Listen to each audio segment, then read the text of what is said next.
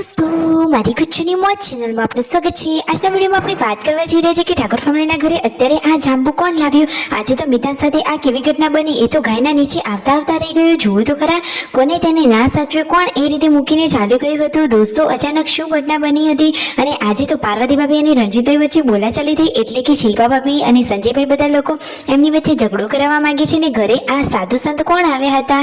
અરે દોસ્તો આ બધા જ મીઠા મીઠા પ્રશ્નોના જવાબ મળશે તમને આપણા આ વિડીયોમાં। મારી ચેનલ ઉપર નવા હોય તો ચેનલને ફટાફટ લાઈક શેર અને સબસ્ક્રાઇબ કરી દો। Full video in life of Thakor channel દોસ્તો ફૂલ વિડીયોની લિંક ડિસ્ક્રિપ્શનમાં મૂકી દીધી છે, ત્યાં જઈ તમે આખો વિડીયો વોચ કરી શકો છો। આવી ટૂંકી ટચુકડી લાઈવ લેટેસ્ટ ટ્રેન્ડિંગ માહિતી મેળવવા માટે કરી દો મારી ચેનલ ફટાફટ સબસ્ક્રાઇબ। તો ચાલો દોસ્તો વધારે રાહ ન જોતા આપણે વિડીયોની શરૂઆત કરી દઈએ છીએ।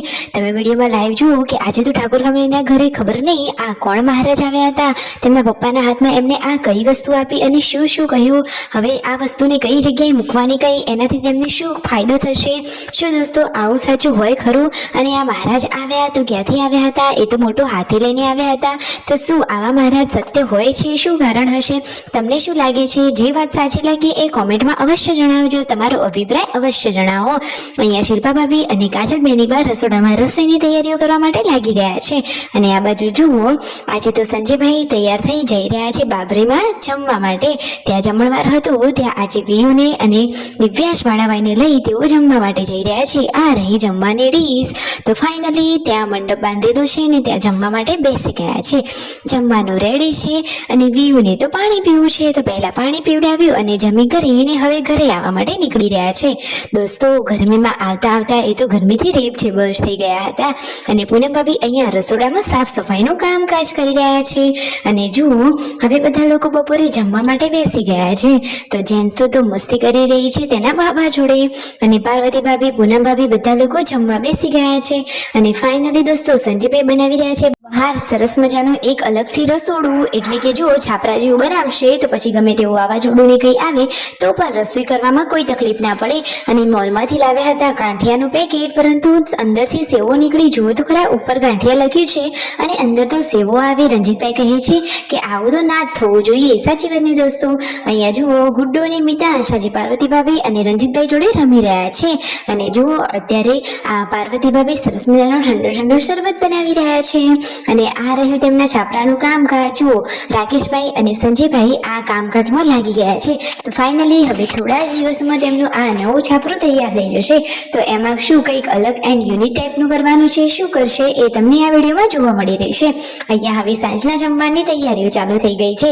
કાજલ બેની બા, પાર્વતી ભાભી અને પૂનમ ભાભી રસોઈની તૈયારીમાં લાગી ગયા છે। તો જુઓ એક બાજુ ડુંગળી કટિંગ થઈ રહી છે, એક બાજુ ખાંડણીમાં બધું સામાન ખંડાઈ રહ્યો છે અને પાર્વતી ભાભી લોટ બાંધી રહ્યા છે। અરે પરિવારમાં સાથે રહેવાની ને હળી મળીને કામ કરવાની તો મજા જ અલગ હોય છે, સાચી વાત ને દોસ્તો। તો જુઓ અત્યારે આ પૂનમ ભાભી અને વિયુ ને બધા લોકો બેઠા હતા અને પછી ગરમા ગરમ રોટલીઓ થઈ રહી છે અને જુઓ પાર્વતી ભાભી કહે છે કે તમે મિતાંશનું ધ્યાન નથી રાખતા। મિતાંશ તો આજે ગાયના પગમાં આવતા આવતા રહી ગયો। દોસ્તો આવું એ કહેતા હતા એટલે કે આ તો ખાલી થોડીક નોકઝોક મસ્તી કરી રહ્યા હતા, બાકી રણજીતભાઈ પણ મિતાંશને સરસ જ રાખે છે અને સાચવે પણ છે। તો જુઓ અહીંયા કાજલ બેની બા સરસ મજાનું શાકનો વઘાર કરી રહ્યા છે, પાર્વતી ભાભી રોટલી બનાવી રહ્યા છે અને શિલ્પા ભાભી ગરમા ગરમ રોટલી શેકી રહ્યા છે। તો ફટોફટ ચૂલા ઉપર જ દેશી સ્ટાઇલથી જમવાનું રેડી થઈ રહ્યું છે। અરે ફેમિલી હોય તો ઠાકોર ફેમિલી જેવું હળી મળીને રહેવાનું અને બધા જ કામકાજ સાથે મળીને કરવાના। સુખ દુઃખનો ભાગીદાર એટલે જ આપણું આખું ફેમિલી, સાચી વાત ને દોસ્તો। તમને મારી આ વાત ગળે ઉતરી કે નહીં? વાત સાચી લાગી કે નહીં દોસ્તો? અરે દોસ્તો આવા અવનવા વિડીયો અને ફટોફટ સત્ય સચોટ માહિતી મેળવતા રહેવું હોય તો મારી ચેનલને ફટોફટ કરી લેજો લાઈક શેર એન્ડ સબસ્ક્રાઇબ। તો ફાઇનલી જમવાનું રેડી થઈ ગયું છે। આજે જમવામાં બનાવ્યું છે સેવ ટામેટાનું શાક, તો એકદમ ચટાકેદાર ટેસ્ટી શાક રેડી છે અને આખા જ પરિવારના બધા જ લોકો હવે સાથે જમવા બેસી ગયા છે। આમ આખા જ પરિવારનો આખો દિવસ સરસ મજાનો ખુશીઓથી ભરેલો ગયો અને આવતા દિવસો પણ આમ જ હળી મળીને રહે અને ખુશીઓથી ભરેલા રહે।